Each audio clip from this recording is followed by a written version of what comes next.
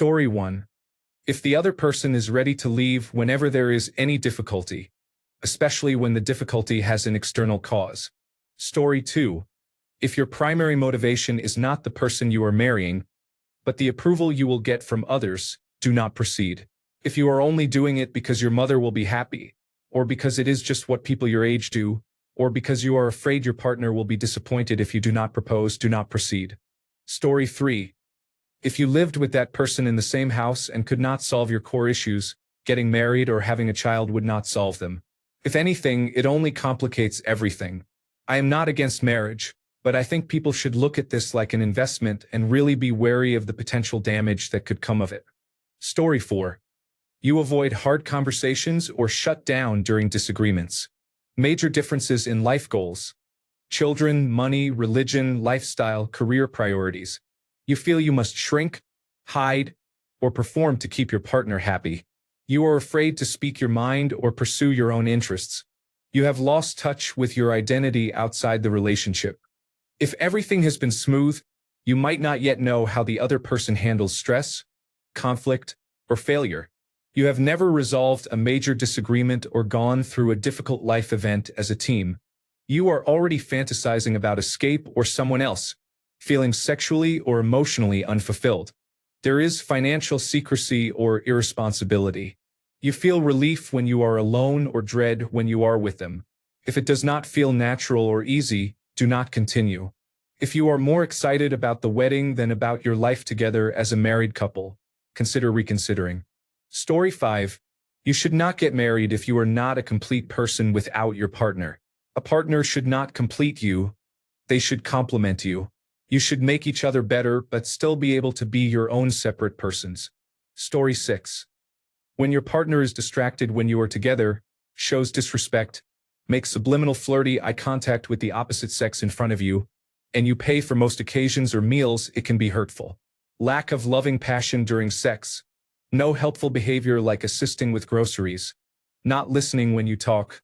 Secretive phone use and limited affection are also concerning.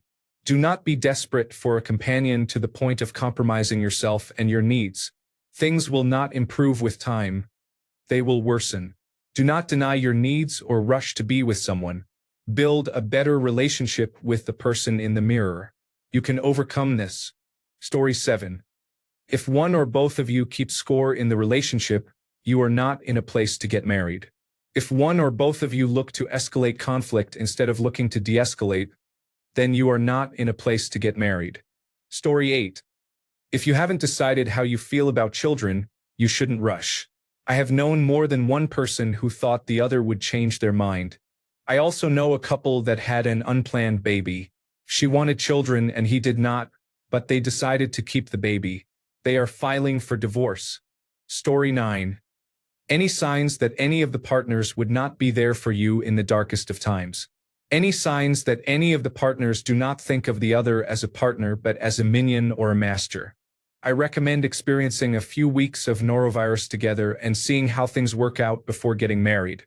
Life is not fair, but everyone involved needs to do as much as they can when they can for each other and the partnership. It is not a game of equality, nor a scoreboard of doing your part. It is just doing what you can. Imagine that you both have swords and you are on an adventure. You have each other's back. You do not count who is cutting down the most orcs or stop when you have done your share. You could do it for fun competitiveness, of course. Story 10. If you don't feel at home around that person, if you think you bring out the worst in them or vice versa, if you feel uncomfortable with some things they do around you, if they are not kind or caring, or if you know they flirt when you are not there, these are literally the bare minimum requirements for a successful marriage. In my marriage, I feel that these small things, which people usually ignore while being really attracted to the person, are actually the strongest glue that holds the marriage together. Story 11.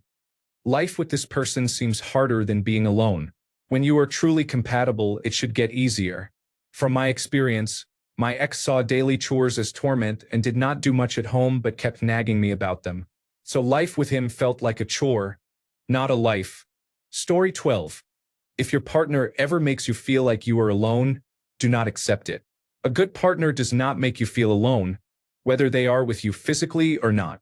I experienced this at my weakest point before my wedding. I was dealing with a significant emergency involving my family, and I felt alone throughout. That should have been my sign, and I should not have gone through with the wedding. Story 13. If you feel like you cannot talk to them about something, especially something important like finances, children, or where to live, because you are afraid they will judge you, leave you, or overreact, you are either with the wrong person or you both need serious counseling to develop better communication skills before even contemplating marriage. Story 14. If you have doubts about marrying that person, I always say marriage should be the easiest decision you will ever make. Story 15. When you have no reasons to be married other than that it is a check to tick off the life script, such as your family will be happy, it is important in your culture, or it is important to your partner, then if it is not something you actually want, something you think will bring you closer to your partner, it means that you do not want to be married and feel an obligation to. If you get married out of obligation, what is your marriage worth? Story 16. There is an article about a study involving couples. One partner would ask the other to look at something seemingly unimportant, such as, "Hey, come look at this bird outside." Whether the partner came over to look was a strong indicator of whether they would stay married or divorce. This idea applies to couples even before they are married. Story 17. When it takes very little to distract either, commitments are not that serious, and it is difficult to imagine a possible future over the course of a few years. Story 18. You think something in your life or lifestyle will be different after marriage. If you plan to treat your partner differently, or if they treat you differently, the odds are against you because you have never worked with this dynamic before. Story 19. If you have a difference in morals and other fundamental values, or anything that makes you think, "I can change them, they will come around," or in time. Story 20. If you and your spouse are not in favor of signing a prenuptial agreement, you may be in denial, hiding something, or hoping the issue will eventually resolve itself. Story 21. Do you constantly think about just the wedding rather than the new life you are about to build with someone? Story 22. If you cannot show commitment to one person, you just want to date people and are not looking for a long-term relationship. Story 23.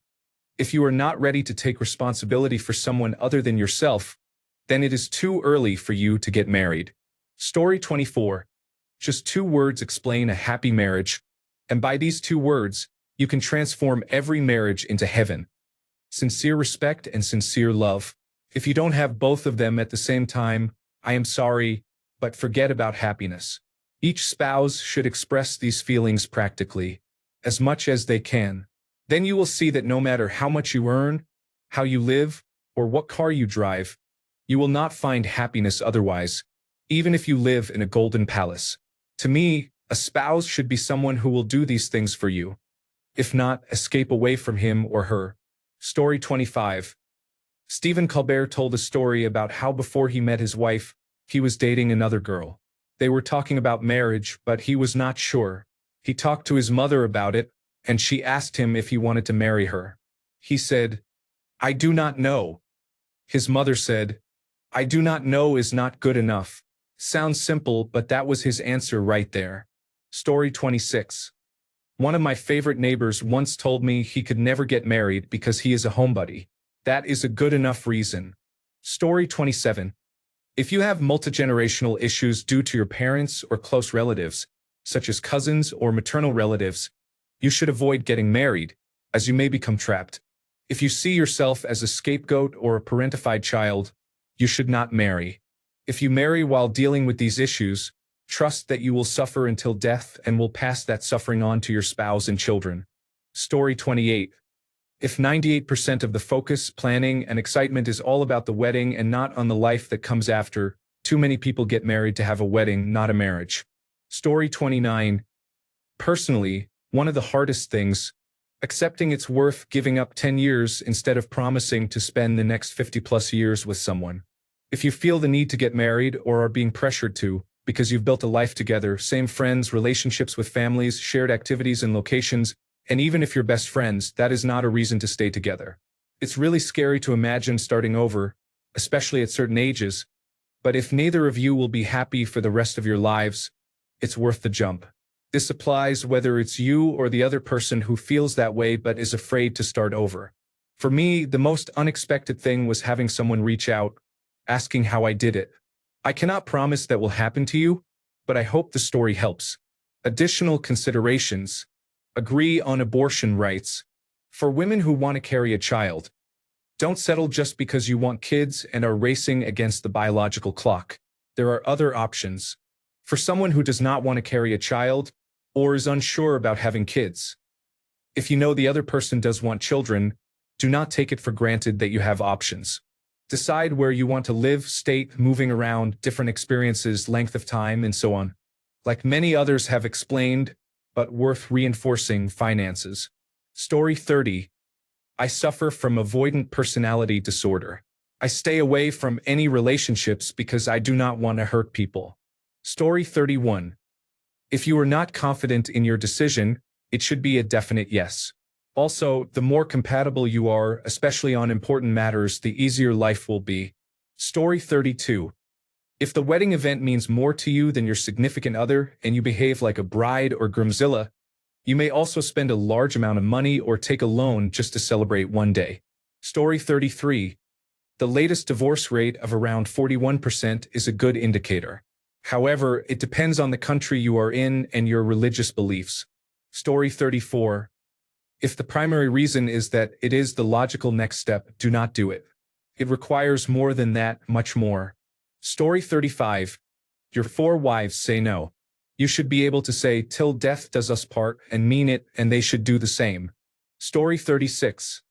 The main reason I choose not to get married is simply statistics. The number of marriages that end in divorce is shockingly high. The risk of financial loss and many other factors make it unappealing. If you truly love someone, you should not need a piece of paper saying you are together forever to prove it. I have even heard of people getting married just for tax benefits. Marriage can be seen as a fraud. Story 37. Your immediate thought when the officiant says, "Till death do you part?" is, "Till divorce do you part?" Yes, that was the thought in my head as I responded, "I do." Story 38. If there is a lack of trust, poor communication, constant conflict, or mismatched values and goals, it is a strong sign that you should not get married. Story 39. Original poster, you know the answers already. Everyone is different and every couple is different. Only you know what you are willing to tolerate or compromise on with your specific partner. Story 40.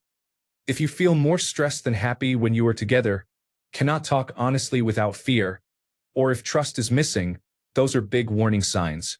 Also, if your values or life goals do not align and neither of you is willing to meet halfway, it is worth pausing before making such a big step. Story 41. When the wedding excites you more than the idea of spending your life with that person, that is a sign you are getting married for the wrong reasons. Story 42. I have never seen the point in it. There is no difference in the mutual feelings between the two parties after a marriage, right? The only difference is legal. The individuals can now use divorce laws to divide furniture, children, houses, and so on. You can do the exact same thing with a normal contract between the two parties. So why spend all that money on an event that really means nothing in the end? Story 43. If you disagree on religious devotion, how often to see each other's in-laws or how many children you want. Story 44. You fight about insignificant things. Because if you are fighting about those now, imagine your fights when you have real issues like finances or parenting differences. Story 45. If you feel like something is missing, no matter how perfect your relationship seems, do not ignore it. They are not the right person. Story 46. When someone still stalks their ex on social media while you are dating them. I married him and he ended up going right back to his ex 6 months after we got married and bought a house. Story 47. You have never lived together. Your frontal cortex is not fully developed yet. You are not fully able to support yourself financially. You have never fought. Story 48. If you refuse to communicate your boundaries and expectations because it's common sense, but then get mad when your partner does something you do not like, it creates problems.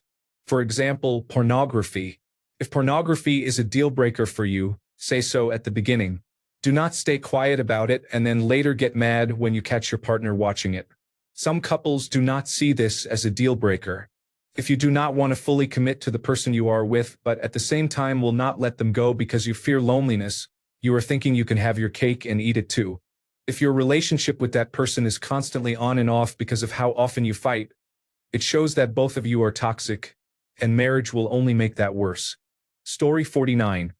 Control, jealousy, ego, refusal to self-reflect, rejection of therapy, anger during conflicts. All relationships are great when they are easy. Pay attention to how he or she behaves when it is difficult. Story 50. If you already argue about what to watch on Netflix before the proposal, run. Marriage will be a full-time commitment. Story 51. If your boyfriend cheated on you during spring break vacation because he thought you were broken up, even though you were not. Story 52. Thinking no one else is going to love you, so you just settle for someone who does not make you feel completely happy, but at least they do not make you feel unhappy. Story 53. You aren't legally old enough to drink at your wedding. You are a young, healthy couple, and your partner has difficulty performing with you sexually. Your partner shames you for being oversexed. Your partner gives you a sexually transmitted disease and says you actually gave it to him, even though you are a virgin. Your partner needs you to help him out with his bills a lot despite earning more than you do. Your partner tells you he had you on a pedestal, but now, after a small infraction, you've fallen off of it. You're just like everyone else. Your partner says one of his parents was obsessed with his other parent, but he will never love or be obsessed with anyone that much. From early on, your partner wants you to change your hair color, makeup, clothing, and so on, even though you are a normal, conventionally attractive person. Your partner routinely makes plans and then leaves you waiting for hours while they sleep. Your partner always wants his friends involved in outings and group dates. Your partner brings up other girls, guys, and celebrities often enough to make you feel compared and not good enough. You've never felt insecure like that before. You are normally confident. You don't want anyone else to know about the way you feel about yourself when you're with your partner. Your partner coerces you into lying, stealing, or doing other things you normally would feel are morally objectionable. Your partner tells you, "That's not what happened," or "Don't you remember when that happened?" enough times that reality becomes hazy and unclear for you.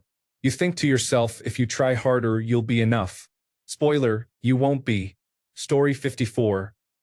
He incorporates you into his family but prevents you from seeing yours. I mentioned that his family is successful but yours is stagnant. Let him give you hints. Story 55. You are not in a hurry to get home and be with your significant other. Also, if you look forward to your time apart, then chances are you are not right for each other. I know many couples who got excited about the idea of getting away from their spouse. They did not have healthy relationships. Story 56. Just make sure you get a prenuptial agreement. Otherwise, you are essentially saying, I do agree to give this person half of everything I have when they are tired of me. It is not a matter of if things go bad, but when. Story 57. Marriage is overrated. It is a piece of paper that says a partner can take half your belongings if they are not feeling it anymore. Enjoy a relationship, move in together, and keep separate bank accounts. You may have a shared account, but marriage is overrated and serves no purpose. Story 58. You are alive. Marriage only makes it harder for both parties to leave. That is why I am never getting married again. I want it to be very easy for either of us to leave. Story 59. If one partner is a spray-tanned convicted molester who may have allegedly raped a child, and their initials are Donald John Trump, thanks a bunch for sticking around till the end of the video. Remember to subscribe, and until next time, stay awesome and goodbye.